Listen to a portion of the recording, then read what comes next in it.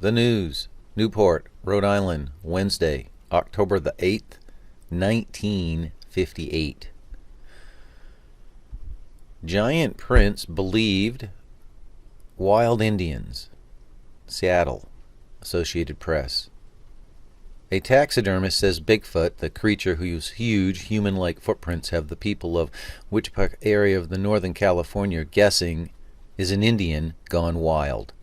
Al Corbett said he and another Seattle taxidermist, Bob Timmis, inspected the tracks 25 miles north of Wichita last Saturday and found the prints to be, quote, very large, definitely human tracks.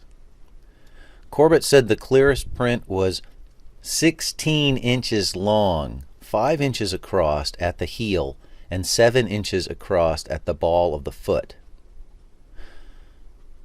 A logger in the area, Gerald Crew, last week brought out a plaster cast of a clear footprint. The story behind this is that there was a mentally deficient Indian boy who was kept chained by his parents, Corbett said. When this boy was 17 years old, 28 years ago, he broke the chains and disappeared. The Indians found his clothes but never saw him again. They said he had extremely large feet.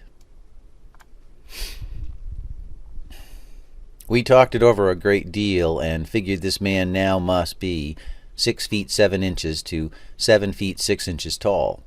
We thought he might weigh as much as 400 pounds. He made firm footprints in hard ground. Measuring the footprints for a distance of more than 60 feet, we found the average stride was 50 inches. We checked this against the stride of a man 6 feet 4 inches tall with long legs, and his stride was 30 inches. We were told by people who saw footprints made when this unknown man was running that they were 10 feet apart. I know positively this is a human being. It seems logical that it is this Indian who disappeared and is living wild. He does his traveling at night. He's not molested anyone. We learned these tracks have been appearing for the past 10 years.